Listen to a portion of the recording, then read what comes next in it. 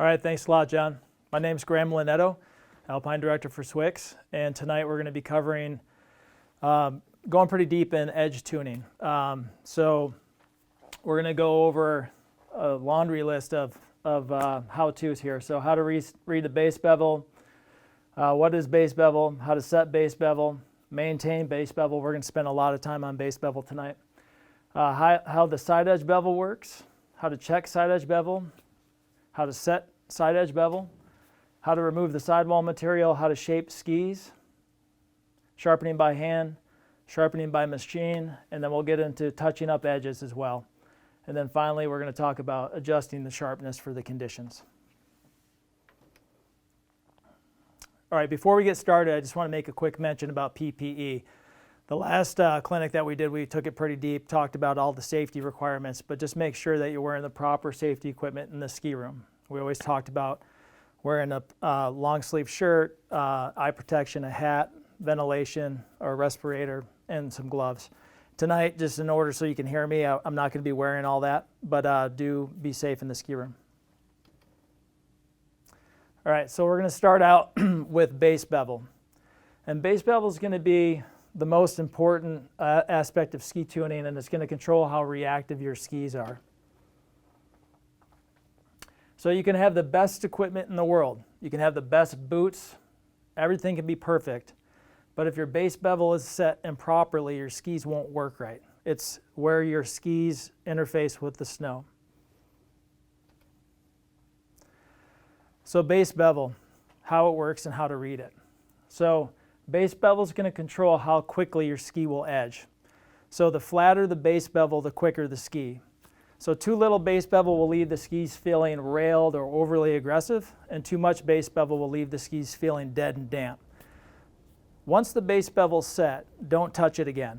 It's set. So if you have a 1/2 degree or 0.75, whatever you have on your base bevel, anytime that you go in there to do a little touch up or clean it up, you're adding bevel. It's really one of the only ways that you can really destroy the performance of your skis. So stay away from touching the base bevel, and we'll get into that in some detail here. And the other thing to keep in mind is base bevel will just change over time. So before I go too far, I want to talk about specifically what is base bevel. So the diagram here shows a ski basically base up, and on top there we have a true bar. So I'm checking the flatness of the ski, and then I'm also checking the flatness of the actual edge on the base. So this diagram 1 shows a flat ski, flat base material, flat edges, dead flat. The next one's going to show you specifically base bevel, what it is. So with the true bar on top of the ski, that little space there is going to control how reactive your skis are. That's the base bevel. And then finally, this last diagram shows the difference between a 0.5, 0.75, 1 degree, 1.5. So as we increase that bevel, the edges get further and further away from the snow, and your skis become less reactive. So as I mentioned earlier, the ski construction is always breaking down. So what's going to happen is the base bevel naturally increases. Some skis are more stable than others. Some skis, the bevel can change pretty quickly. Some may stay stable and not change as fast. But the ski is made out of many different components held together by resins. And the resins are constantly breaking down over time just from the ski flexing and moving. So there's a slow erosion of performance. You don't feel it happen like that. So you don't necessarily understand that things are changing underfoot. So slight adjustments or touch up in the ski room will slowly add bevel too. So if you're at a 0.5 and you want to come into the ski room and just touch up that base bevel with a guide, even though you have a 1/2 degree guide and the ski set at 1/2 degree, most of the time people like to push a little harder to get that file to bite. You're adding bevel. So you're going from a 1/2 degree, 0.75. You do it again, you're at a 1 degree. So your skis are becoming less and less reactive every time you do that. If you have damage on the base and you want to fix or repair that specific area, it's okay. I'd say just work on that one specific little spot. And then if you start to have a lot of areas that need more and more attention, that's when you need to take your skis to a reputable ski service shop where they can flatten with a stone grinding and reset the bevel. And generally speaking, throughout the season, I would say start the season with a stone grind, make sure the bevel's set correctly, and then take it to the shop midway through the season, have them put a true bar on it, and check the base bevel and see if it needs to be reground. It wouldn't be unusual to do this a couple times throughout the season. But there's a couple of good indicators that help you understand if something's changed. So if your skis are razor sharp and you're on icy snow and they're just not holding, that's usually a pretty good indication that the base bevel is pretty strong. So like it may be closer to 1 degree. A really sharp ski on ice with a 1 degree on the base, it won't hold. If you have a 1/2 degree on ice with a sharp ski, it should hold nice. So that's a good indication something's changed. The other thing too, and this is big, if you start the season and the coach is looking at how you stand on your skis and the canting and your boots look good, and everything is good to start the season, and then you roll in a couple months into the season and then the coaches are not liking the position, how far you have to get the boot over on edge to get the ski to bite, that's a pretty good indication that something's changed.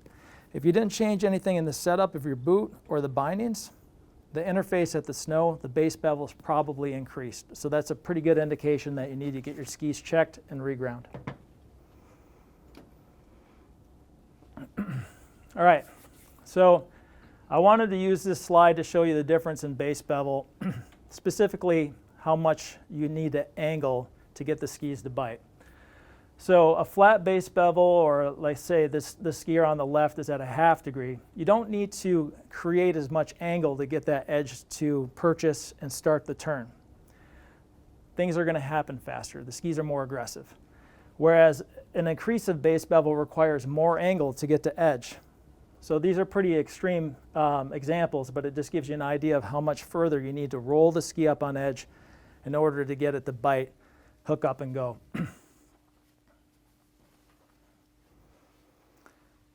All right, so this slide here, I just wanted to show how you can be specific with bevel and how it works. So if you have a terrain that has a flat pitch, a moderate pitch, and a steep pitch, naturally you can select the bevels that are going to be fastest in those sections. I just want to kind of use this as an idea of just to help you understand how the base bevel is working. So in timing, what I've seen is a 1 degree base bevel is going to be the fastest in the flat sections. So if you have a nice flat, long course section, having a ski with more bevel is going to allow the ski to drive downhill more. So it's going to be faster than a ski that's hooking up and wanting to come across the hill. When you get into moderate terrain, the 0.75 seems to be the fastest. It's kind of a good combination of bevel. It's hooking up enough, but it's also allowing the ski to drive downhill as well. The fastest bevel out of these three on the steep pitch, it's going to be the 1/2 degree because that ski hooks up quicker. It's going to come across the hill faster when you need to have quick reactions. So you can really dial in your base bevel for specific conditions if you really want to take it to extremes, but I would say generally speaking, find something in the middle and use that just to keep it simple for you. Okay, reading base bevel. This can be really hard to do, and we're going to get into this so you guys can understand exactly how to do it. So I use this 2 different examples here, these different ways that you can actually read it. I've done this so much I can just do it by eye, and I can just put my true bar on the ski and roll it up and tell exactly what the base bevel is. But these digital meters help people understand these tight tolerances. So the difference between a 1/2 degree and a 1 degree, you can't really see it with your naked eye. This is something that you have to really develop an eye for. You have to have a really good source of light behind you as well to help you. But these tight tolerances, to me, is what makes ski tuning really cool. It's not like working on a bike where you can spin the wheel and see where it's out of whack. These tight tolerances matter. And it's amazing how much of a difference the feel is on snow between these 2 bevels. So something to keep in mind. Okay, so reading the bevel, specifically how to do it. So this guide is going to work just like my true bar. Of course, this is a lot more sophisticated. There's a light on the back side of this guide that helps you see the actual bevel. and of course a nice digital meter that helps you read it. So what you want to do is find the light under the true bar. You put your true bar on the ski, and we're looking at that light right there. That's the actual base bevel. Then we want to roll that up to match the base bevel angle. So I want to roll my true bar up right till I can't see any more light. That's my base bevel. So I don't read it on this side of the ski right where the bevel is. I'm going to read it 2 inches over, the height of the bar off the base. So 2 inches from the base edge is where you measure the base bevel. Just to give you an idea of what the thickness is, so a 1/2 degree is going to be basically about the thickness of a piece of electrical tape. So in this area, I should be able to slide a little piece of electrical tape under, matching that angle over there on the base edge, 1/2 degree. 1.5 thicknesses is going to be about 0.75, and 2 strips of electrical tape 2 inches over is going to be about a 1 degree. It's not perfect, but it gives you a basic idea of how to read base bevel. Okay, base bevel. Start with less. So if you're unsure what kind of base bevel is going to work for you, I always tell people start with less because you can always add more. So if you start with a 1/2 degree and you don't like how it feels, you can always come back down to the ski room and add a little bevel with the file. Super easy. So what you do is slowly chip away until you find that desired performance. And how do you know what that is? So if I'm skiing on my skis and I have a 1/2 degree and I'm having a really hard time getting the skis out away from me, they feel super aggressive, that's a pretty good indication that I'm going to have to add some base bevel. And just chip away at it nice and slow. Go to the ski room and I'll show you how to do it. Add a couple pulls of a file, get to 0.75, ski on it. Try it. See how it works. It's going to be it's a pretty personal thing. Not all these bevels are going to work the same for everybody because everybody's boots are canted a little different. So it's going to take a little bit of work to make sure you get what's exactly right for you. So how to set the base bevel. We're going to start with a clean, flat ski. We're going to need the base bevel guide that we need to set the base bevel. You're going to have a file brush to clean the file as you go, and we can get started here. All right, so I'm going to start with my skis in the vise, base up. I always like to start with my tip to the left because it's kind of a consistent thing for me. I know exactly where I am. If I happen to walk away from the ski and I come back, I know, oh, the tip's at my left, so I'm working on the inside edge. Just kind of a little repetition thing I like to do. So before I actually set the base bevel, you want to make sure that your ski's nice and clean, and you want to make sure your tools are clean too, because you don't want to scratch the base bevel or the base of the ski and make a mess that you have to go back and clean up again. So go ahead and take a nice sharp plastic scraper. I'll start at the tip, and I'll just make one full pass down the ski to make sure that there's no debris in the base. And then I'll just take a little brush here. This is a fine steel brush, and I'm just going to brush it out before we actually use the tool. Now, I don't have to go too crazy here, but I just want to make sure the ski is nice and clean. I'll just take a little shop towel, wipe the ski off. All right, now we want to make sure that our guide is clean too and burr-free. And we're going to do this with all of our guides that we work with tonight. So I take a ceramic stone. There's no abrasive quality here.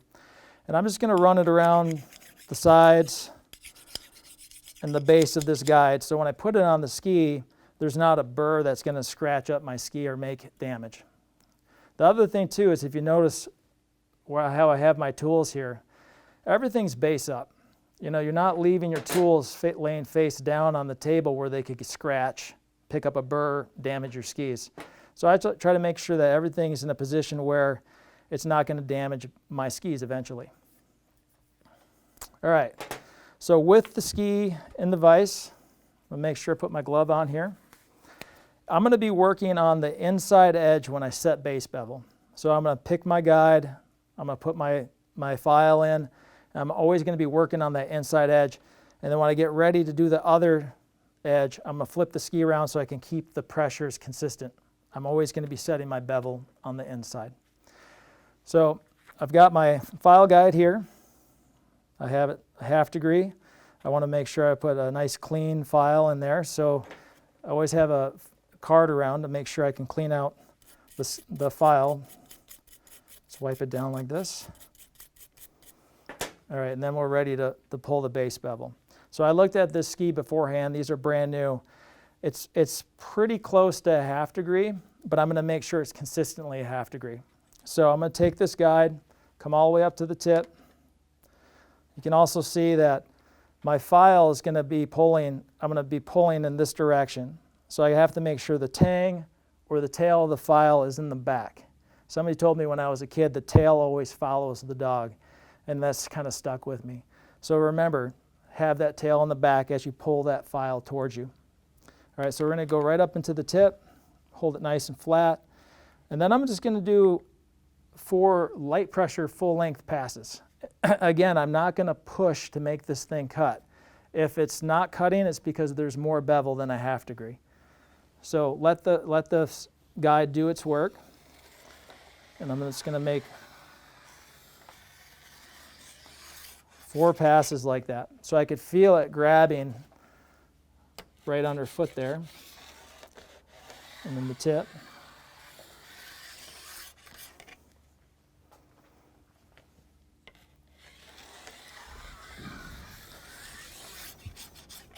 And I'll just do one final pass here. So ideally, if the skis were brand new and I had stone ground them, that bevel would be just completely flat, and so I would just be setting a 1/2 degree for the full length. Like I said, most of the ski was at a 1/2 anyways, and there were some sections that were a little bit less, like a 1/4 degree. So I just tied that all together and made it uniform. All right, so I'll just take my scraper real quick, scrape off any debris that came off from the filing, and then I'm going to flip the ski around to do the other edge. Think about that. All right, so you can see my file's a little dirty. I'm just going to take that brush and clear it out. I'm going to make 4 more full-length passes with moderate pressure.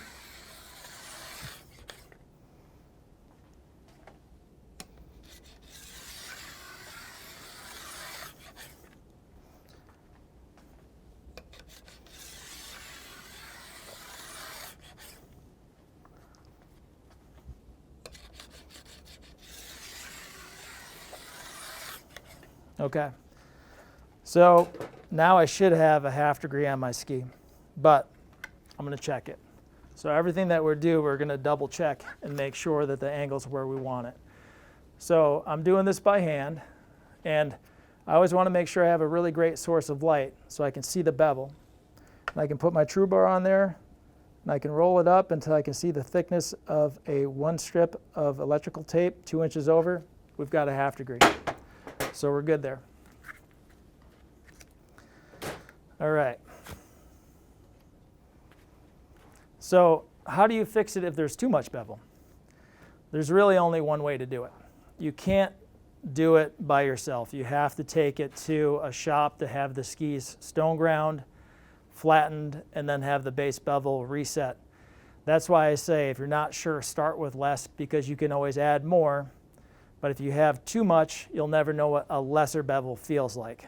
So start with less. Okay, edge angles. So sometimes I'll talk to people about these angles and they'll say, oh, I have a 1/2 degree on the base and a 3 degree on the side. So effectively I have a, they get into this like complicated situation with trying to understand the bevels. But I'd like to just think of them as 2 entirely separate things. Base bevel controls reaction. Side edge bevel is going to control power on edge, right? So we're looking specifically at the side edge bevel here. So side edge bevel controls how powerful the ski feels on edge. The sharper the angle, the more edge hold. The sharper angle is less durable, so it's going to require more tuning. And So again, people ask me all the time, should I be using a 2 degree or a 3 degree bevel? And I always say, how often are you tuning? So if you're skiing 5 days a week, but you're only tuning once a week, the 2 degree bevel might be a better fit for you because the ski's going to stay sharper longer with the 2 degree. But if you're tuning your skis often, 3 days a week, or every night that you're out skiing, you're going to get more performance out of the 3 degree. So it's just something to keep in mind there. Also, this is just a really quick graphic to show the durability versus power. All right, so you can check this. Something that you can do at home really easy. It's important to make sure that you're checking your angles and understanding your equipment. And we're going to go pretty deep with this in the fourth series. We'll go into specifically how you check all these bevels and you build out a vision of your equipment. You understand exactly why you like something or you don't. So we're building on this as we go. So you want to make sure you have a well-lit workspace. You're going to place the ski, your side edge guide against the base of the ski. You'll place your true bar on top of the guide and walk it down to the side edge of the ski. And with the true bar and side edge guide in place, you should see no light across the actual side edge of the ski. So light showing on the binding side means that the bevel's too strong, and light showing on the base side means it's too weak. So what am I talking about here? So this is a graphic of the ski in the vices with bases away from the technician.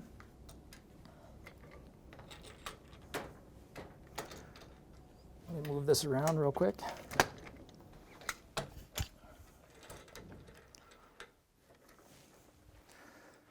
And then what we have is a side edge guide and a true bar.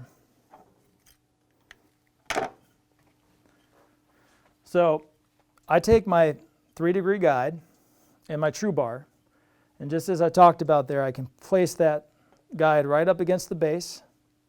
I take my true bar, put it right on top of that guide, and I can walk it right down to the edge. And right at the edge, if I don't see any light, I have a 3 degree side edge bevel. If I see light on the base edge side, that means it's less than 3 degrees. And if I see light on my side, that means it's a sharper angle and it's more than a 3 degree. This diagram shows a little tighter detail. This is going to be the 4 degree. Well, let me back up. If I'm setting a 3 degree angle, there's no light underneath the actual edge. If it's a 2 degree, there's going to be light showing on the base edge side. And if there's more than a 3 degree, there's going to be light showing on the binding edge side. Okay, so that brings us to removing sidewall material. What usually happens is it's going to be a negative angle. Like rarely would you find that, oh, I have a stronger angle than what I was anticipating. So what we need to do is, what happens is that the sidewall material gets in the way and the file hits the sidewall material and pulls a negative angle. So it's really important that we're removing that sidewall material on a fairly regular basis in order to make sure that we have room for our file to get in and set the right angle. So this is something I recommend probably, well, when the ski's new, you got to set it up, do the sidewall work. We're going to take this pretty detailed. But after you do that, every time you sharpen, you get a little closer and closer to the actual sidewall material. So it's going to require that you remove that sidewall material again. So the sidewall tool is going to be a really important tool for your at-home tuning.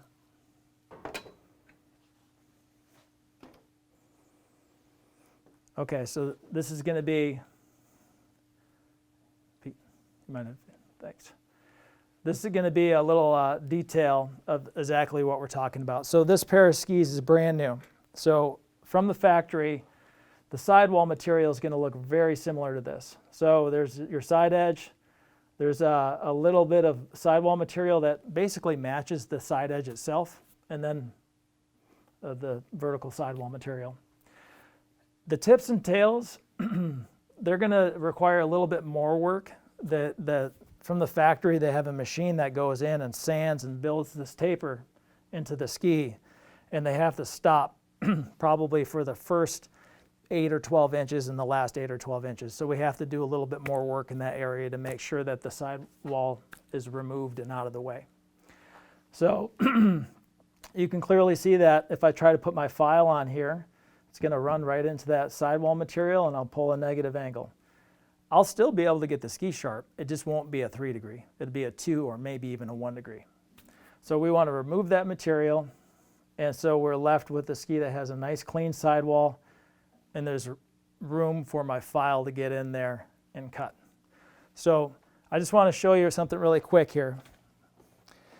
Tonight I'm going to be talking about using a round blade. There's also a square blade available. The round blades are a little bit easier to work with, especially if you're just getting started. So let's see if I can draw the side edge here. So if this is a new ski, this is the actual edge, and this is the sidewall material. If I'm using this round blade, I want to get as close as I can to that edge without actually touching it. And the round blade's really good because it gets right in there and it cuts that material out, and I can have room for my file to do its job. But the square blade's a little tricky, and really it's something I kind of recommend for people that are more highly skilled. And the reason why is I've seen a lot of people remove that sidewall material with that square blade, and they just blast all this material out of the way. And so the edge is totally exposed. It's really easy to set the side edge bevel, but when you sharpen this, now you've got 2 edges. You've got this one that's at the snow, and when you're on edge, this one's hot too. And when you're on edge, it's going to be hard to get off the ski, and it really takes away from the integrity of the ski here. So stick with the round blade. It's going to make your life a lot easier. And eventually, as you get more skilled, you can play around with the square blade and do some other cool stuff with that. So.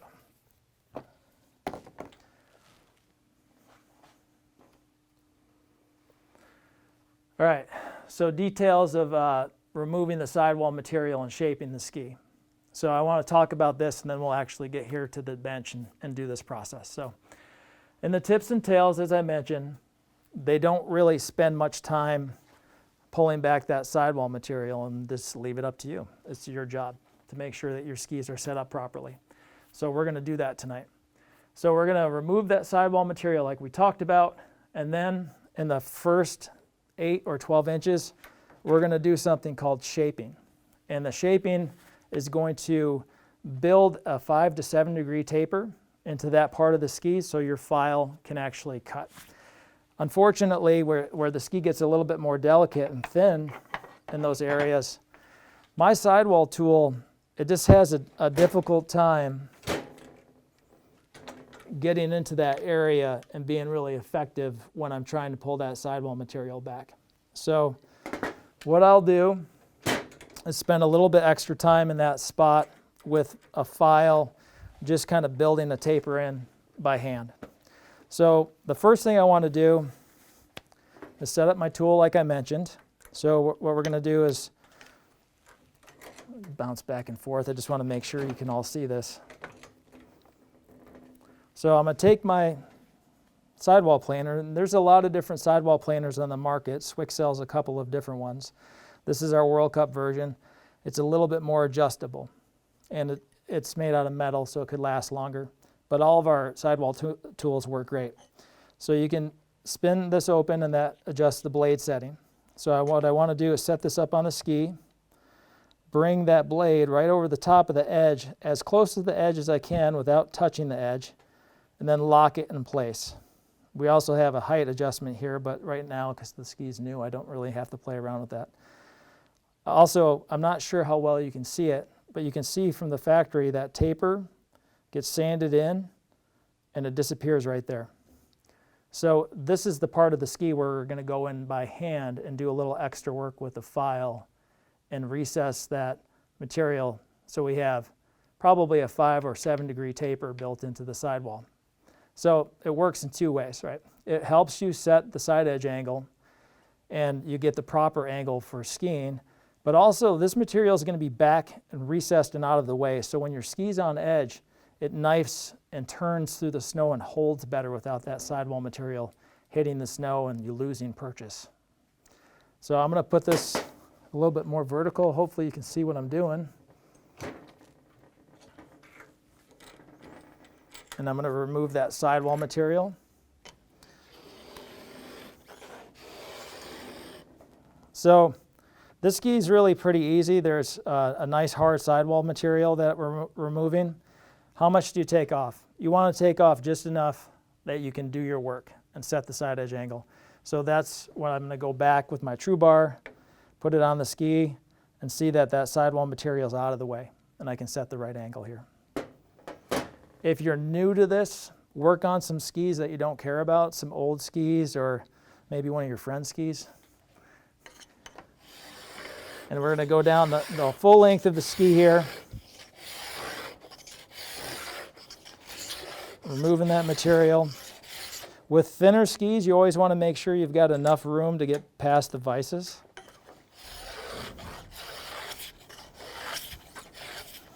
Okay, so it looks pretty good. This ski has a particular construction where there's a sheet of Titanal right above the edge, and we have to pull that out of the way too because that material cuts at a different rate than the actual edge. So it's going to require me to come in a little closer. And I'll get right over that Titanal sheet.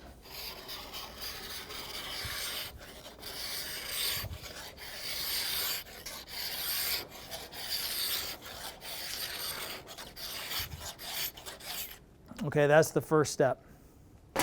I'm just going to I always keep a little cloth in my pocket to wipe the skis off and get some of that debris out of the way. So now I'm going to take a file, and body file works really good. I'm going to use a 13 tooth file here, and also I'm going to wear 2 sets of gloves here, and I'm going to build a steeper taper into that section. And like I said, it really only has to be up in the tip and the tail of the ski. So I'm going to hold the file in my hand. I'm going to build a bit of an angle here. I'm just going to push that material back out of the way. I'm going to go down to the tail. I'm going to do the same thing.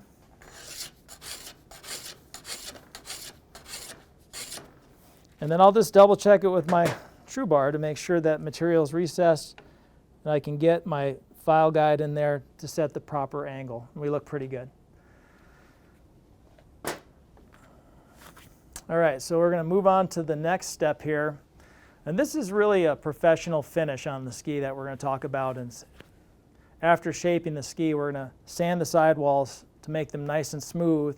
So when they're on edge, you can glide through the snow a little bit better. And it has a really nice professional look to it. And it's pretty simple to do.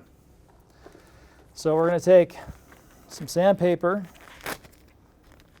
and I'm just going to wrap it around a plastic scraper. So usually I'll work with like a 150 grit sandpaper. It seems to do a nice job. Also, I should mention some of the sidewall materials a little bit more difficult to work with than this sidewall material we have here tonight, which is a fiberglass. So the softer phenol or plastic sidewalls are really gummy, and that tool can jump a lot when you're pulling that sidewall out of the way. So if it jumps hard on you and it looks really rough and messy, you can always sand it out when you're done. So it's a really simple solution. So I'm just taking my scraper, wrapping the sandpaper around it, and I'll move it around, and I'll just put it right on the sidewall, and I'm just going to sand that nice and smooth all the way to the tips and tails.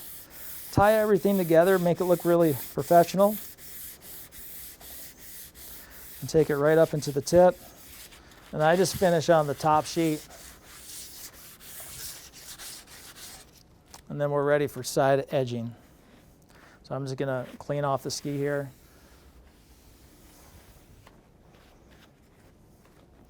Okay, and that's the basics of removing the sidewall material, shaping the tips and tails, and sanding the skis smooth. Okay, sharpening by hand. So When sharpening by hand with a file, it's important to follow a few of these guidelines. So make sure you use a hard clamp or C-clamp when you're using the file. You want to make sure it stays in place and it doesn't move around on you. So let me transition here. I'm going to move some tools over to the table and we can jump right into this.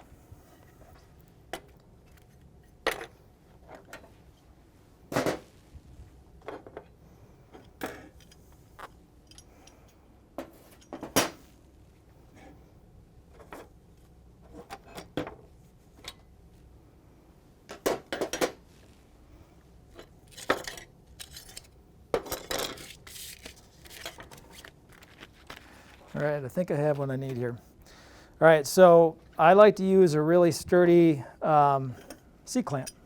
So a lot of our, well, most of our guides actually have these built right into them. So you can actually take your file and clamp it in place and it's not going to move around on you at all. So this is for a couple of different reasons. First of all, safety. When you're filing, this makes sure that this thing's not going to move or slip where you cut your hand. So we want to make sure it's secured and in place. A lot of people just like to use a spring clamp like this, but I don't, for the simple fact that it's not very precise. So it's really easy to put the spring clamp on, but it moves. So I could slip, I could cut my hand pretty easy, but also it's going to pull possibly a negative angle, right? So this is my 3-degree guide, and every time I pull, I could be getting a 2. So I like to make sure that I use a really strong fixation with the file when I'm filing. Let's see if I'm missing anything else here. Oh yeah, sure, I want to mention this too. This is really important. You want to make sure that you're using a file that is basically the same size as the guide itself. So why is that? If I'm filing a ski that has a lot of shape to it, especially a slalom ski, if I'm using a long file, it's going to hang up from point to point. It might only be cutting here or here. If I have a smaller file, it's going to follow the geometry of the ski a lot better, and I'm going to have better finish. So a lot of times the files are sold this size, so what you have to do is break it. Or you can buy them in smaller pieces too. So we make files that are a little smaller as well. So you can use this file, you don't have to break it. You can clamp it right into your guide and you're good to go. But if you do buy one of our files that are a little bit bigger, all you need to do is put it on your table, kind of find where you want to break it, usually halfway, and just give it a quick snap. And then you've got 2 files that you can use, and you're going to have a little bit more precision as you're working with your ski. If I can get this out of here. Okay. All right, so in a clean, organized manner, lay out the tools for the job. So as we talked about before, we're going to need a sidewall planer. So I've got that. File brush, really important that we're using this. We got to make sure that our file is clean. It's going to last longer. So a lot of people buy one file to get through the year. It's just not good enough. The files, if you take care of them, they're going to last longer if you keep the fins nice and clean.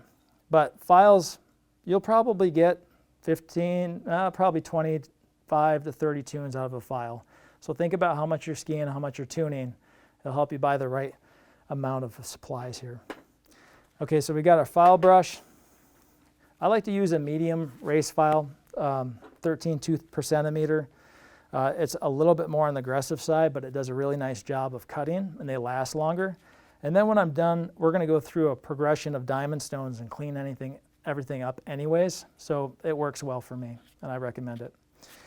So we'll have our race file. We want to go through a stone progression after we file the ski. So I have a 200, a 400, and a 600 diamond stone. The diamond stones are basically miniature files. So it's going to help you clean everything up as we go. And we'll go pretty deep into this process here. Finally, we're going to need a ceramic stone, which I talked about earlier. This is the stone that has no abrasive quality. This is the only stone that I use on the base edge because I know when I use this on the base edge, I'm not going to be adding bevel. So this one works really well on the base edge, and I can feel confident using it. And then also adjusting the sharpness of the ski when we're done. It's helpful to have a little gummy stone. Okay, as we talked about, we want to make sure we remove that excess sidewall material. If it's your third or fourth time in sharpening, that's when you want to make sure you do it again. Okay, this is the point in the clinic where I like to talk about whether or not you need to file. A lot of people over-file their skis. They're filing every time they're in the ski room, and it's not always necessary.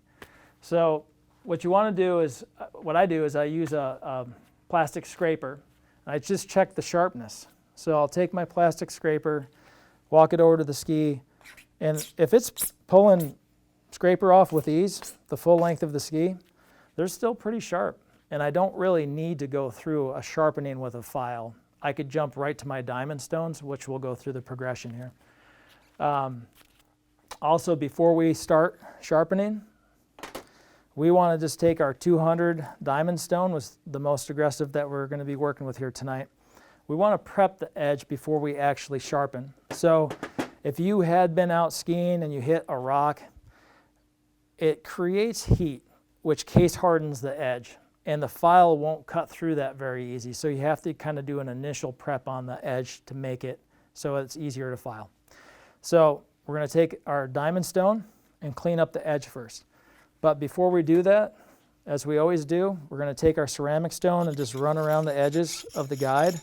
Make sure it's nice and clean so we don't have any surprise scratch on the base when we're done.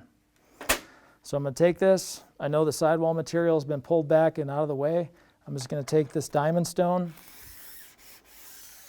I'm going to run it up and down the edge until I hear it pull nice and smooth. And then I know that this edge is prepped for sharpening with the file.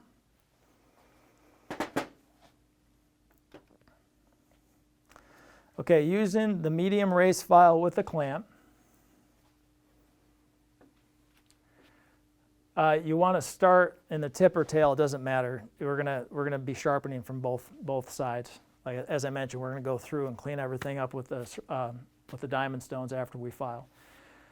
But you want to make sure that you pull as much material off the tip as you do in the waist and the tail. It's really important that you remove a consistent amount of material. So failure to do that, you're going to change the radius of your skis. And I've seen this. Some of the FIS legal skis, like for instance this ski right here from head, it might be really close to 30 meter. I'm not sure. I'd have to measure it to know for sure. But if I'm not removing the same amount of material over the whole ski here, if I leave extra in the tip, extra in the tail, and I remove a lot of the material underfoot, which is pretty common. I see this a lot. This ski could go from being 30 meter to 28 meter like that. So it's technically speaking not legal. So it's just something to consider. And the name of the game here is going down the hill as fast as you can, right? So you're adding turn radius to your skis and you're not going downhill the way that the skis were designed to be used. All right, so talk about filing. Traditional filing literally rips the edge apart. So we're using a file to pull the metal off the edge, ripping it off the ski. So it's going to sharpen the ski, but there's going to be a pretty good burr that hangs off the ski that needs to be cleaned up. So the reason why you want to remove that burr and have a nice clean edge is for two different reasons: performance and safety. So the burr will feel really sharp and edgy, but when it rolls over, when you're out skiing, the skis will actually become less responsive.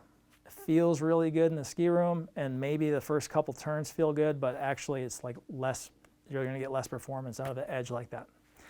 So what we're going to do is work with the ceramic stone on the base edge to push the burr up, and then we're going to create a smaller burr by going through our progression of diamond stones. It's going to be a play between creating a burr, knocking the burr up, creating a smaller burr, knocking the burr up again, and so on, until we get a nice, clean, smooth, safe performing edge. I have this slide up here because I want to show you the basic idea of the angle that I'm actually pushing the burr up on the base edge. So you can see here I have a nickel or a dime slid underneath the stone itself. That's kind of the angle that I'm holding that ceramic stone at the base edge. So if I just, as a rule of thumb, go about halfway down the ski, imagine sliding a nickel underneath there. That's the angle that I want to hold this ceramic stone that has no abrasive quality. That's how I want to push that burr back up. So I'm actually pushing with moderate pressure after we file. So I'm going to jump right into filing here. All right, so I've got my race file, my clean guide. It's clamped in place. I'm going to start all the way up the tip. The sidewall material is removed. I'm going to start right up here. I'm going to work in like 10 or 12-inch sections. If I pull 5 pulls in this section, the next section is going to be the same size, and I'm going to do 5 pulls. And just keep moving right on down the ski.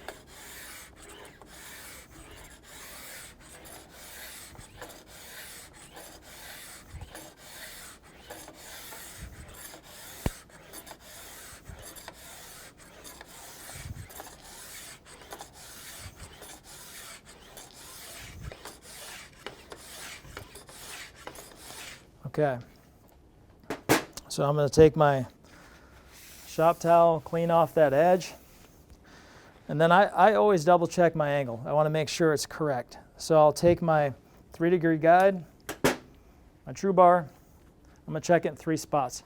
I'll check the tip, underfoot, and then the tail. So I'll just jump in here, drop it down. I don't see any light underneath my edge. I know I have a 3-degree. All right. So as I mentioned, skis feel great. They're super edgy, really sharp, but we have that burr hanging off the edge that we had just talked about. So we have to clean that up. So I'm going to take that ceramic stone, hold it at that angle that we talked about. I'll start at the tail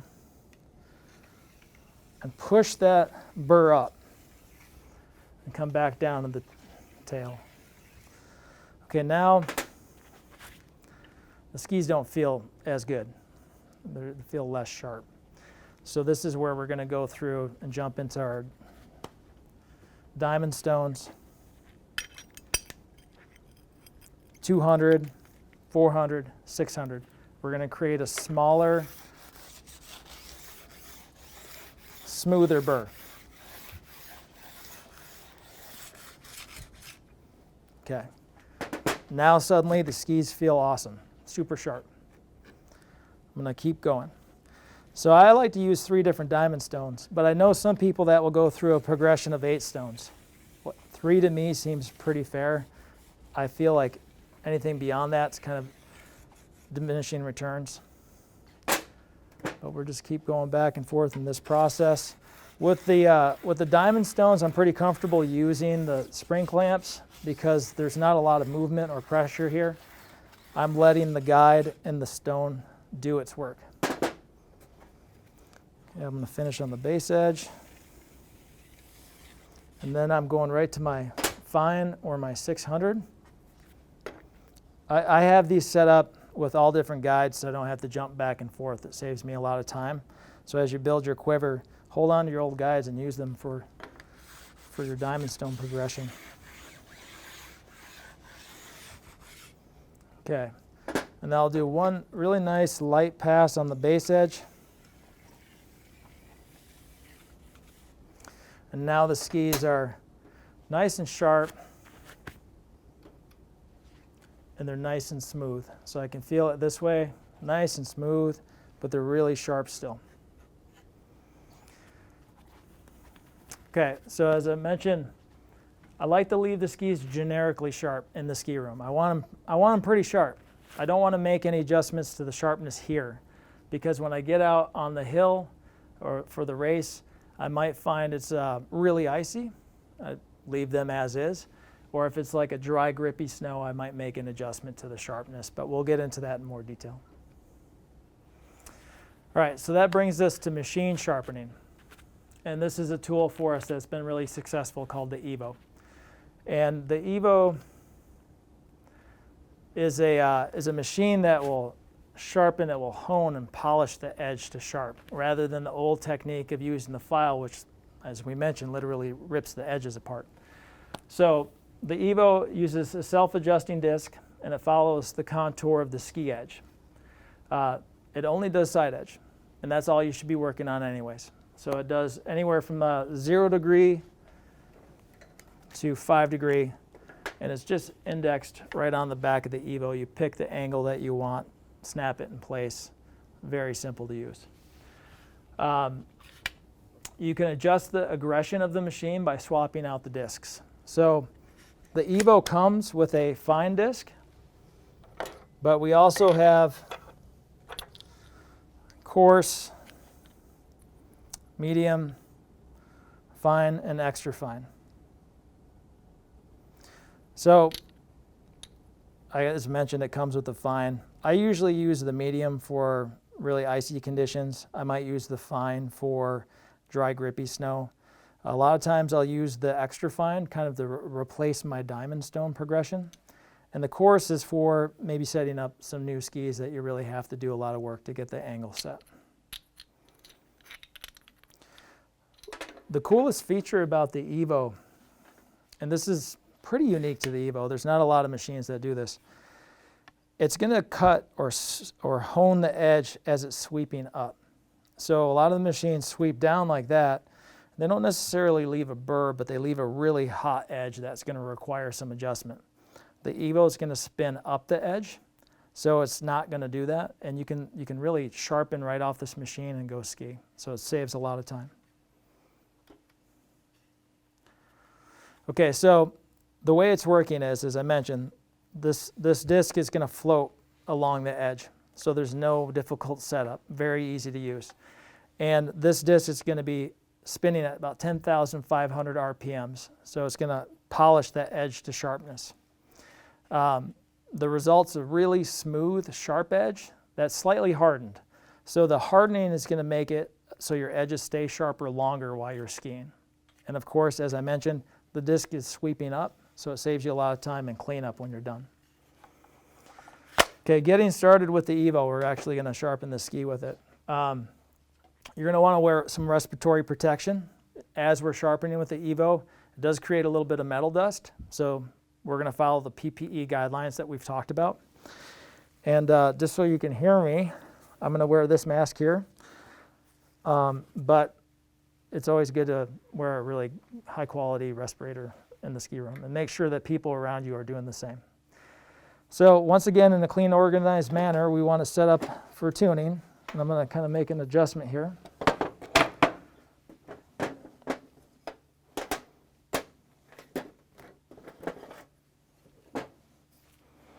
Okay. So tools for the job. We're going to need a sidewall cutter. We're going to need the sharpening machine and the discs that we're going to use, the 200 diamond stone for the edge prep, and the white ceramic stone and gummy for adjustment when we're done. So just by filing by hand, we're going to make sure that we clean up that edge. Want to just run that 200 diamond stone up and down the edge and prep it for sharpening. We want to remove any excess sidewall material that's in the way. The Evo won't cut through that material. It's just like hand sharpening. You have to remove that sidewall material. If you don't, it's going to it could potentially really gum up the disc. If it's a soft sidewall, it could heat up that sidewall material and gum up your disc, and it won't cut through that material. Okay. So using the machine to sharpen the edge. So we know that the ski has had the sidewall material removed, it's shaped, it's sanded. I actually know there's a 3 degree on here, so it should make sharpening really easy. Again, if I got done with a day of skiing, I might just do a touch up on them. I could use that extra fine disc or go through my disc progression. The Evo is directional. We're always going to be using it from the right to the left. So it's going to be right on here with an arrow. And the reason for that is the discs are held in with friction. So if you use it the opposite direction, it could unseat this disc. It's really not a big deal. The disc could fall out. It doesn't do any damage to anything. You just put the disc back in. But we are saying always from the right to the left. As I mentioned again, there's no setup. This is going to follow the contour of the edge. This machine's going to do the work for you. You don't have to muscle it or force it. If the sidewall material is removed, it's going to make tuning really easy. So pick the angle that I want. So I want to sharpen for a 3 degree. If I wanted a 2, I could just simply click it in place here at a 2 degree, but I want a 3. And then the machine has a power cord. A lot of people think this is a battery, but it's actually a motor. So we're going to plug this in right here, and I can turn it on simply with my operating hand. All right. So just like we did with hand filing, we want to make sure that we sharpen as far into the tail and as far into the tip as we can, so we maintain that radius. I'm going to start all the way back here. Turn it on. I want to make sure I give myself some space to clear these vices as I go through, just like I did with hand tuning. Let the machine do the work for you. So I'm not going to hold it up top high. I'm not going to push down. I'm really going to turn this machine on, and I'm simply going to push it against the base. I'm going to let the machine do all the work, and I'm just going to keep it moving. It's only spinning at 10,500 RPM, so if I stall for a second, it won't burn the edge. Like a lot of machines spin at about 16,000 RPMs, and they could damage the edge. But what I'm finding with the Evo, if I move nice and slow, I have a beautiful finish on the edge.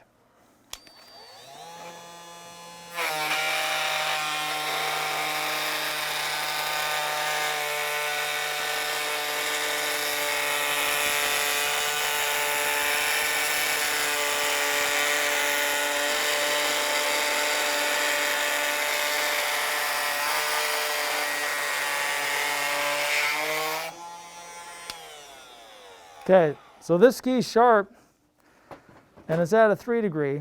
So I can see with one pass I have a nice, beautiful finish. Ski's really nice and sharp. And as I mentioned, that's all I have to do. I don't have to go in and do any cleanup with my diamond stones to clean up a hot edge from filing. It swept up the edge. Skis are ready to ski on. So the Evo can really save you a lot of time. It's very consistent. My daughter is a U14 racer. She can sharpen her skis the same way that I sharpen her skis. Super consistent. Okay, the Evo will last a really long time and it will perform really well. You just have to make sure you keep it clean. And it's pretty simple. So all we're going to be doing is opening up this chamber. When we're done using the Evo, we'll take the disc out, and I don't have one with me right now, but we just take a little paintbrush and kind of spin around the chamber, make sure it's nice and clean. You can hit it with a little bit of compressed air. I know they make the little compressed air for the keyboards that you can just strike the chamber there and clean it out. And then what we want to do is make sure that we keep this shaft lubricated. That's the key to making sure the operation is really smooth. So we take a little bit of bike lube, drip it right on the shaft, cycle it through a couple of times, and you're good to go. So my machine, I've got about 3,000 tunes on it. And if I'm just staying on top of it and keeping it clean, probably every 15 or 20 pairs of skis, it'll serve you well for a long time. Price per tune is really reasonable with the Evo compared to tuning supplies overall. All right, so at this point, we're ready for waxing. We sharpened all of our edges, touched up the skis. They're generically sharp. You can do your wax work. Next week, we're going to get really, really deep in the waxing. So we're going to go over all those techniques in details next Thursday. All right, so I mentioned this earlier, adjusting the sharpness for dry, grippy snow or ice. So we're going to be leaving the skis nice and sharp. We're going to go out to the hill, the race hill, and we're going to check it out. So if it's really icy, like I said, just leave them sharp. It's that simple. You don't have to do too much work for dialing in the sharpness of the skis if it's really icy. The trick with GS and slalom skis is dry, grippy snow and adjusting the edge sharpness. So how do you do it? Well, You could take a guess, but I'd highly recommend that you just take a run on the skis. Find a pitch that's really similar to the race hill itself and get a feel for them. You can never get that first run back and if you're surprised by too sharp of ski and dry, grippy snow. So it's really simple. Everybody should have this in their pocket, a gummy stone. You can put it in your pocket, you can ski around with it, it's not going to hurt you if you fall down. Very simple. So you can take a run, get a feel for the skis. If they feel too grippy, if you can't stivet or slide or articulate the ski because it's hooking up too hard, all you need to do is stop on the hill, put the rubber bands on your brakes, pull out your gummy, and we're going to make a couple of full-length passes. But a little trick that I like to do is I like to set the ski up with a little different sharpness in the tips and tails. So when I talk about stivet or a slide, I want the ability to articulate the ski, stivet, slide, and stand on it, right? If the ski's consistently sharp the whole way, it's a little bit more difficult. So my trick is using that gummy stone to progressively make the ski less sharp to the tail, and I'll pull a little bit of the hum off the tip too. But I like to leave this part of the ski pretty sharp. This is kind of the power zone or power slot. You're going to get a lot of energy and snap out of the ski in this area, so don't go too crazy pulling back the sharpness there. So I take my gummy stone, and I'm going to start at the tail here. So I'm going to work in about 10-inch sections, and I'm going to start at the tail, go 10 inches and stop, and I'll go 20 inches. I'm going to keep going with that until I get right behind the heel of the boot. I'll stop right there. So now the ski's progressively less sharp to the tail. I can break it loose. I'm going to make one full-length pass all the way up to the tip. And I'm just going to pull a little bit of the tip sharpness back. So I'll work in smaller sections. And this is going to make the edge a little bit more predictable. And at this point, jump back on the skis, get a feel for them, see if there still needs some more gummy stone work.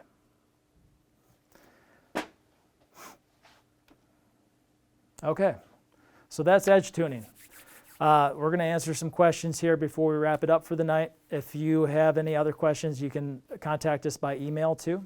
And so next week, we're going to go into some waxing details. We're going to take it really detailed. We're going to go through a little bit of review from the first clinic, and we're going to go through all the systems of Swix waxes, when and how to use them. We'll go through the floral-free system, how to use it, wax selection criteria, proper use of waxing tools, prepping your iron, general iron care, wax hardness and iron temp, proper wax application, waxing and scraping techniques, brush selection, and proper brushing techniques. So make sure that you're around next week. It'll be a great clinic. So if you have any questions, put them on the chat line and Pete will let me know, and I'll see if I can answer them for you. Would a speed ski have a higher bevel, slalom closer to ½ degree, and 1 degree for Super G? Yeah, that's a great question. Will a speed ski have more base bevel? And the answer is yes. So generally speaking, the slalom skis, technical skis, slalom ski and GS will be anywhere from like a ½ degree to 0.75, depending on what you like. Speed skis, Super G, and downhill skis will be 0.75 to 1 degree, usually. I don't like to go much past 1 degree because there's a point at which the skis will drive downhill, but they lose a lot of their snap and power. So you have a hard time generating power out of the turn. So something to consider. Do you have any recommendations for a good bevel reading tool? Do I have any recommendations for a good bevel reading tool? Well, I would say the side cut tool that I showed that's digital is really cool. And I would say buy a True Bar too. So if you buy that tool, use it, develop an eye for that angle, and make sure you check it by hand with your True Bar afterwards so you can kind of build a visual, your mind's eye of what the angle should look like. It's expensive. That tool is probably close to $300. And there's some other ones on the market, but I'm sure you could just find them online. For junior multi-event skis, what is a recommended base bevel? For junior multi-event skis, what's the recommended base bevel? Going back to that graph I showed at the very beginning with all the different terrain, flat, steep, I would say pick 0.75. 0.75 it's not as reactive as half degree. It's not as loose as 1 degree. It's kind of a do everything angle. So I would say start with 0.75. But if you're not sure, you could always start with less and add more. Any comment on how snow conditions would affect the base edges or side? Any comment on how snow conditions will affect the base edge or side edge angle? Yeah. So let's say it's really icy.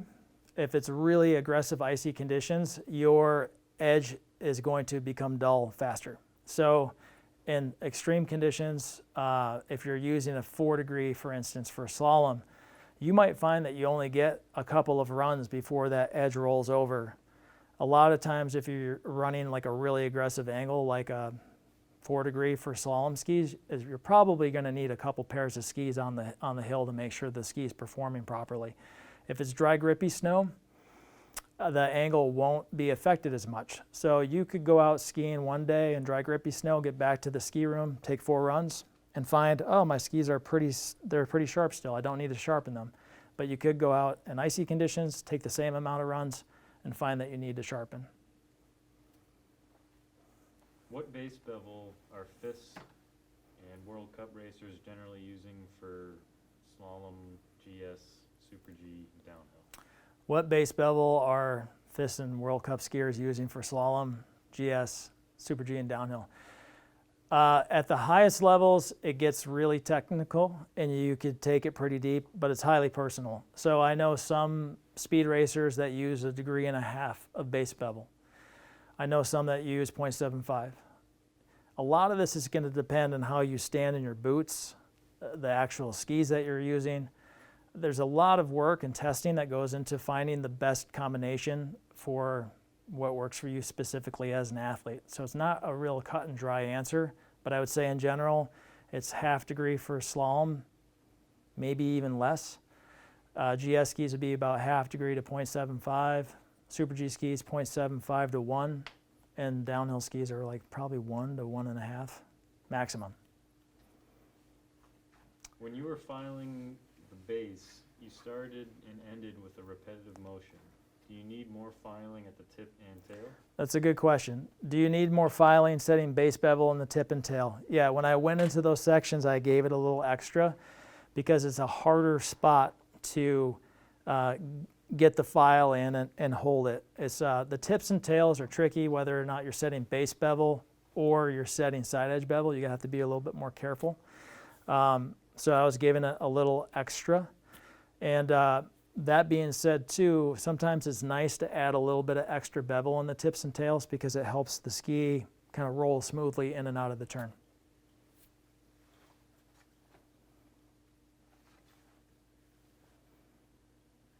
Any comments on the Swix Phantom Roller Adjustable Sidewall Side Edge File Beveler? Any comments on the Swix Phantom Side Edge Beveler? That's a great tool. You know, we have a lot of different tools out there. It just depends specifically on what you're looking for. So I was talking about our sidewall puller. This is the World Cup version. We have another version that's a less expensive, more recreational tool. It's made out of plastic. It really works well. It just depends on what you're looking for. Like I'll use that lesser expensive tool quite often. I like how it feels in my hand. It's made out of plastic, but it still works great. This tool offers a little bit more adjustability, a little bit more precision. It's the same with our side edge guides too. So we have a lot of different versions. I brought this one out just to show it. The one I was using during my clinic is our World Cup version. This one right here is made out of stainless steel. It's really solid. You can feel the weight and quality of it. This tool right here will probably never wear out. It will last a really long time, and I know it's very precise. So we have a lesser expensive version, and it's a really nice tool as well. It still has the clamp built into it, but this one's made out of hardened aluminum. So this still has a stainless steel face plate on it, so it's still pretty durable. We have another price point that's just hardened aluminum. They won't last as long. The Phantom and some of the other tools that we have for side edge that you're talking about could be made out of plastic. They could have rollers. There's a lot of different ones out there. They work great. They'll set a nice angle, but like, how long do you want to have it for? Is it something that you want almost like an heirloom tool like this that's going to last forever and always have it? We just have price points for basically everybody. Do you ever diamond stone the base edge? Do I ever diamond stone the base edge? No, I don't. And so this was interesting. I used to have my own ski racing store in Stowe, Vermont, and I would set the base bevel for some customers. They happened to be masters racers, and they really enjoyed working on their skis. So they would go back home after I set up all the angles and everything was all set, and they would want to really polish that base edge and make it super smooth. So they would use diamond stone. It's a miniature file, right? So they put it into their guide, and they would push and use it over and over and over. And man, they made the edges super smooth. But when they brought the skis back to me and I put my True Bar on, I was shocked to see how much bevel was on the base edge. So any of these, for me, I don't touch the base edge with it. The only stone that I touch on the base edge is this little ceramic that doesn't have any abrasive quality. Do you lubricate the diamond stones? Thoughts on lubricating them? Yeah, do I lubricate the diamond stones? It's a great idea, and they'll actually cut a little bit better, but it's a little messy. So I could be working on my skis and lubricating and going back and forth, and it really kind of does make a mess. The sidewalls kind of get all dirty, and these diamond stones will last a little longer if you keep them clean with water. But generally speaking, for me, I don't go through the process because it's a little bit messy. Do you need to use a sidewall cutter before the Evo? Do you need to use the sidewall cutter before the Evo? Yes. Same as sharpening by hand. You're going to want to remove the sidewall material initially. You can use the Evo. Probably every fourth time that you sharpen with the Evo, you're going to want to use that sidewall cutter again to make sure the sidewall material is out of the way. Is a Panzer file and a larger angle guide acceptable for removing sidewall, or is that no longer okay? Is a Panzer file and a larger angle side edge guide good for sidewall removal? Yeah, you can do that for sure. So if you had a 7 degree or 5 degree and a Panzer file to go into this area where, for me, I've done a ton of skis, I can hold on, I can use my hand as the guide and kind of build that taper in. But you could use an aggressive file and an aggressive guide to do the same thing.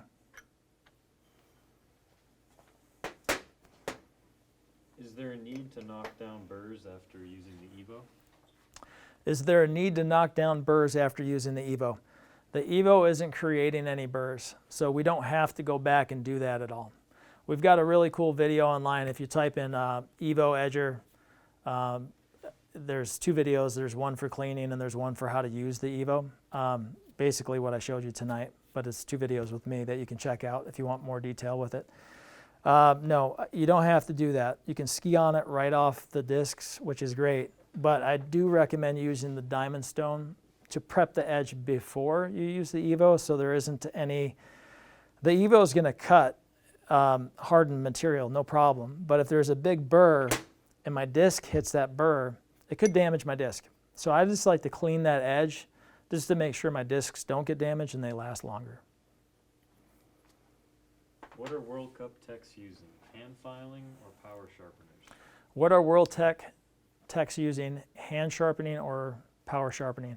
It just depends on who the person is. The edgers that I showed you tonight, like the Evo, they're super consistent. I would say usually in GS or slalom, that's where you're finding the machines are being used, sometimes in Super G.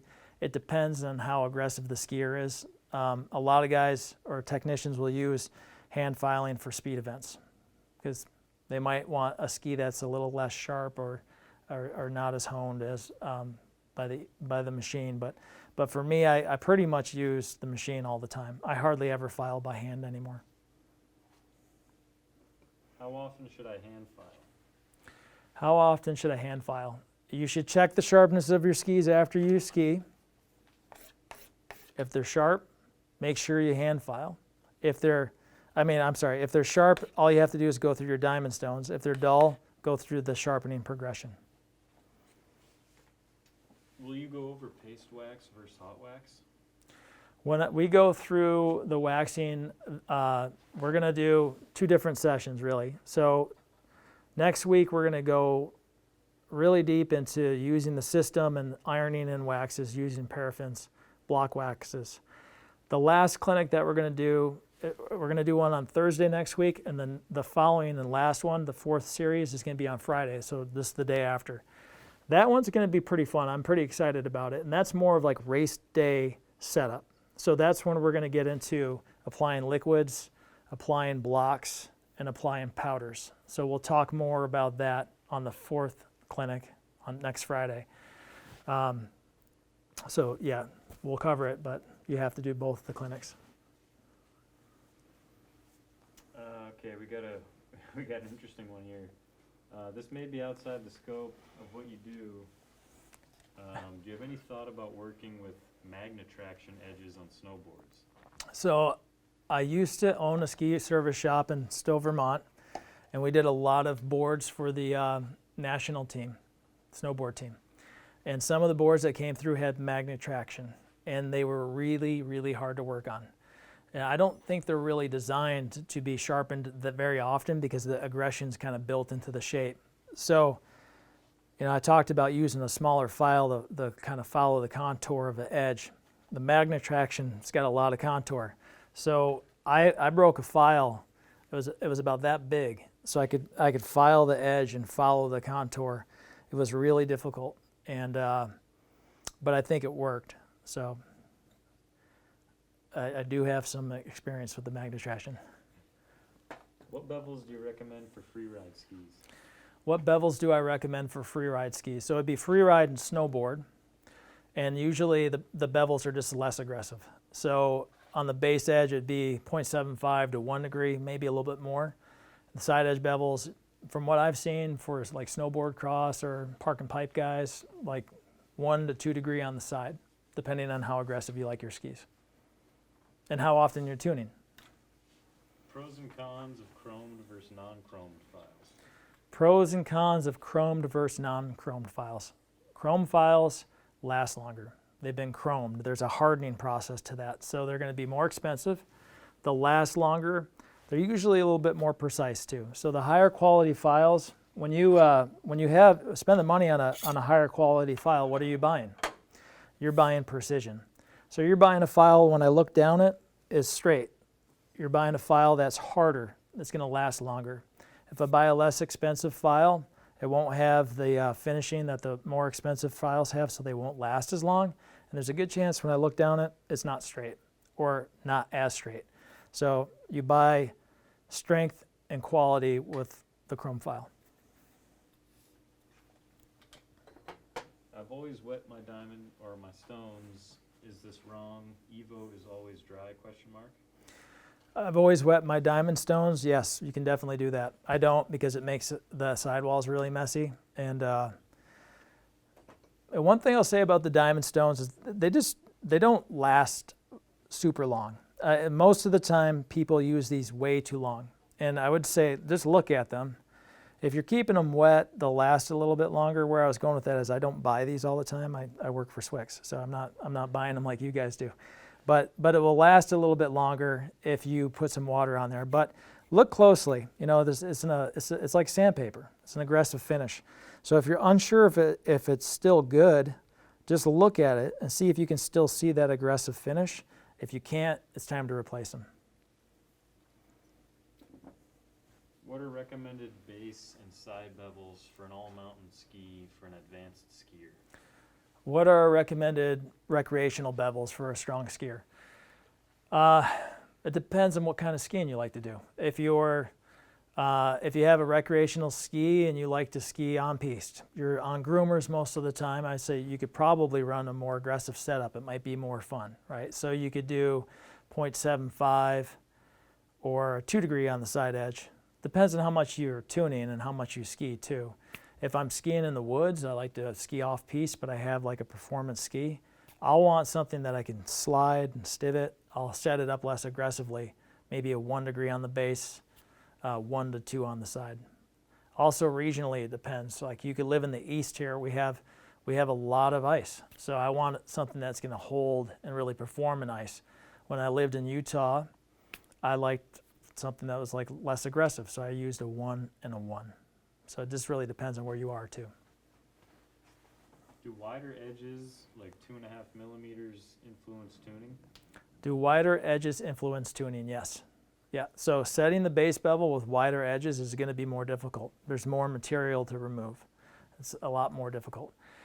If the edges are really thin, you have to be careful too, because you don't want to remove too much material. So when the edges get really thin, as I was setting that base bevel, I made 4 full-length poles. If the edges are really thin, I might only do 1 or 2, depending, because there's not as much material to get recessed and out of the way.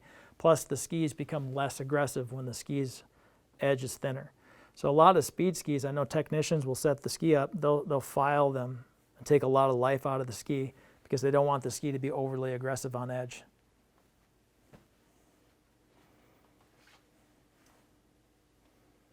What do you recommend for keeping the edge consistent when the waists are duller than the tips and tails after a day of skiing? What do I recommend for keeping, can you read it again for me? What do you recommend for keeping the edge consistent when the waists are duller than the tips and tails after a day of skiing? Okay, how do you keep the edge angle consistent if the waist is less sharp than the tips and tails after a day of skiing? That's where I go into my check. I'm going to take my scraper and just check that edge angle, see if it's still sharp. If it's dull underfoot, but it's sharp in the tips and tails, for me, I'm going to go in and sharpen the ski. If I find an area that's not sharp, I'm going to sharpen it. If the overall ski is pretty sharp, I can just go through my diamond stones. How can you get a 0.2 degree base bevel? Is there a guide less than 0.5 degree? So how do you get a 0.2 degree base bevel? Is there a guide less than a 0.5 degree? So I would take that guide that I used and I would only do 2 pulls, and it would be really light. I wouldn't do 4 pulls. I just kind of, like I said, you chip away at it until you find where you want to be. I've been doing race service for over 20 years. I had a shop and we tuned 8,000 pairs of race skis a year. I have a ton of experience setting base bevel, and I know using my tools exactly what I need to do. And usually that moderate pressure 2 full-length pulls would get you to a 1/4 degree. What's the best way to fix base edge nicks from stone hits? What's the best way to fix base edge nicks from stone hits? Okay, so a really good question. And this is where I go to that ceramic stone. So I'm always going to be working on the base edge if there's some damage, just like it would be for sharpening. And like I said, I stay away from the diamond stone on the base edge. Let's say it's horrible damage. Okay, I might use the diamond stone in that situation, but I only will use it in that one spot. So I'll go in there and try to smooth it out as much as I can, and then I'm going to finish off with that ceramic. Okay, so my ski, when I'm done, it might be nice and sharp. It might only be dull in that like 1 centimeter area. Big deal. The skis will still perform great. Now, if I have a lot of areas like that, that's when I have to make sure I take it to a shop to have the skis stone ground, reset that base bevel. How to prep a sidewall on a cap ski? How to prep a sidewall on the cap ski is really pretty simple. I'll just show you over here real quick. So the cap ski is going to have the shape built right into it. So we talked tonight about a vertical, or I guess you couldn't call it a World Cup or torsion box construction ski. The layers are built right into it here, and it's vertical, so we're going to have to do some shaping. The cap ski itself has that shape built right into it. And a lot of the integrity of the ski is actually in that shape. But you can see here, the edges might be like that. So really, there's nothing to recess and pull out of the way. There's no shaping required, generally speaking. but usually right above the edge there's a little piece of plastic. And so that's where I'm going to use that round blade, and I only really have to focus on that one little area, and that's it. You don't have to, the cap skis save you a lot of time and work. What is the best way to keep rust off the edges in the off season? What is the best way to keep rust off the edges in the off season? You got to find a dry place to keep your skis. It's really important. Like, you need to find the driest, moderately warm place. Like, if you put your skis in the basement, there's a pretty good chance that they're going to end up with rust on them. If you live in the East, it's really hard not to have rusty edges.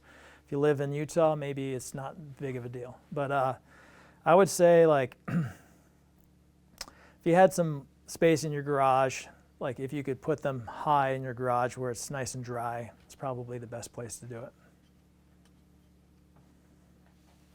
My file often skips and doesn't bite. Any recommendations?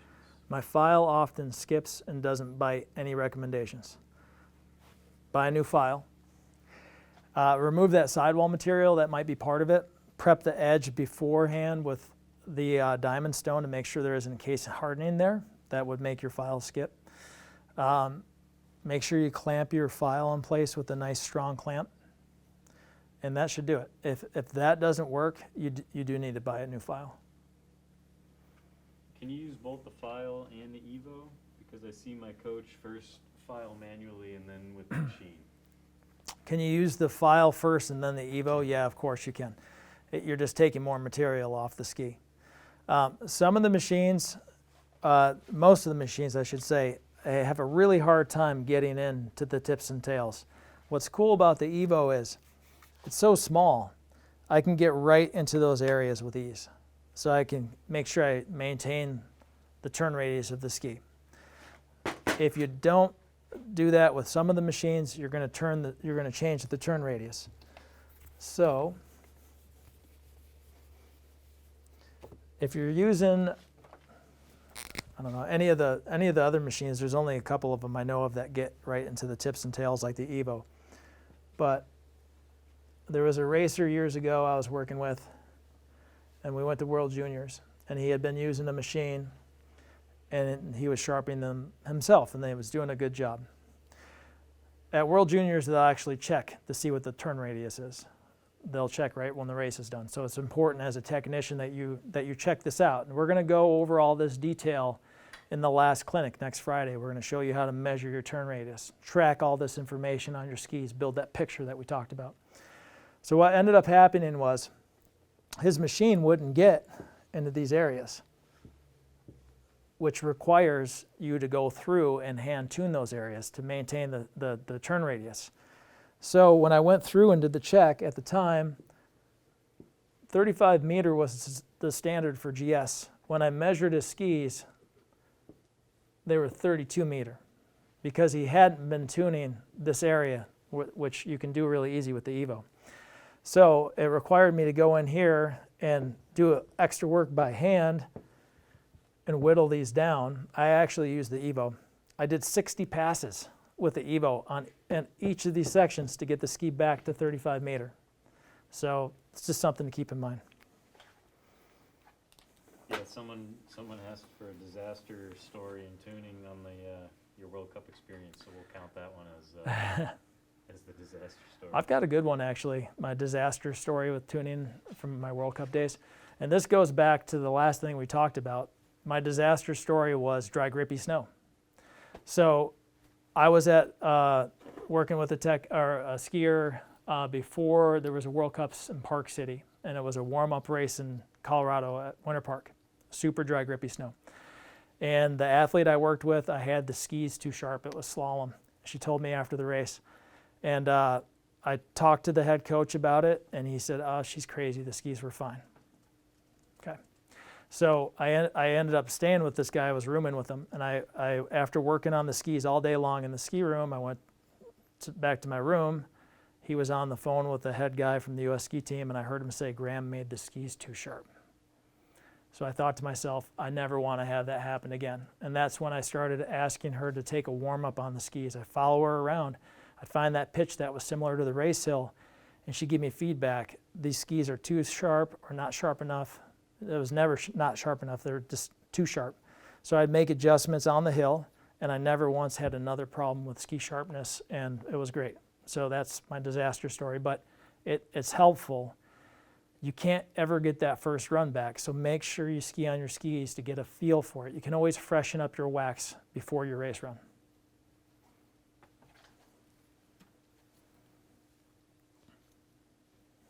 How to sharpen serrated snowboard edges? How to sharpen serrated snowboard edges. I'm not sure what that is. Maybe the serration is the finish from the disc. And when you look closely at the finish from disc sharpening, it looks a little serrated, but it's really a really highly polished finish. But if that is like that, if you're going to sharpen by hand, it's the same process as you would normally. Does the Evo take off less material than hand filing? Does the Evo take off less material than hand filing? In general, yes. If you're not using the more aggressive coarse stone, for sure, it'll take less material off.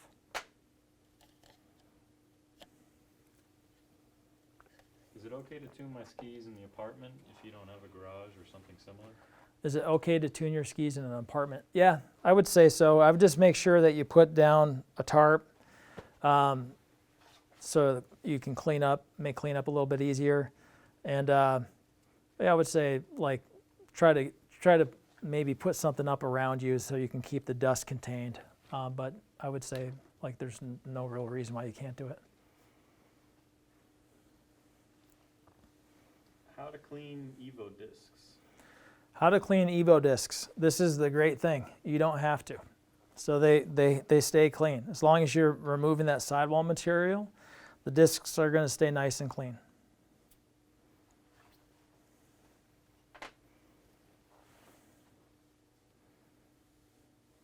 Does it matter which direction you sharpen your edges? I saw you go one direction on one side and another on the other side.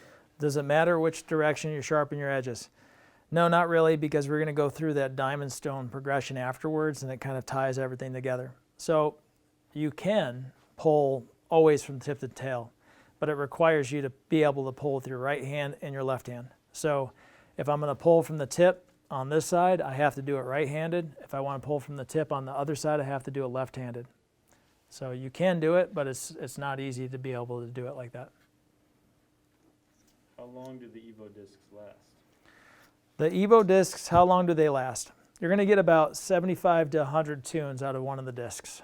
So they really hold up quite well. Most people would have a disc for a season. All right. It sounds like that's all the questions, but thanks for joining us tonight. Make sure you're here next week. Waxing, detail, and then that last one. It's going to be a really cool clinic, so hopefully you're around for that too. So thanks a lot.